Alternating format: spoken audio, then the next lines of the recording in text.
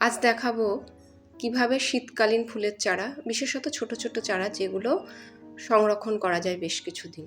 এর জন্য একটা পাত্রে আমি বালি নিয়ে নিয়েছি।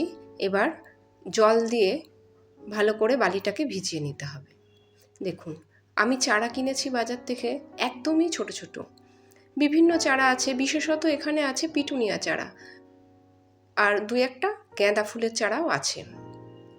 এই চারাগুলো জল দিলেও শুকিয়ে যায়, ওর জন্য আমি এই যে বালির মধ্যে আস্তে আস্তে চারাগুলোকে বসিয়ে রাখবো। সমস্ত চারাই আমি এখানে দিয়েছি। খুব ছোট দেখুন পিটুনিয়া চারাটি, কিন্তু এটা আপনি 15 দিন অনায়াসেই এভাবে রাখতে পারবেন এবং সময় পেলে আপনি টবে এটা প্রতিস্থাপন করতে পারবেন। ভিডিওটি যদি ইউজফুল বলে মনে হয় একটা লাইক করে দেবেন। নমস্কার।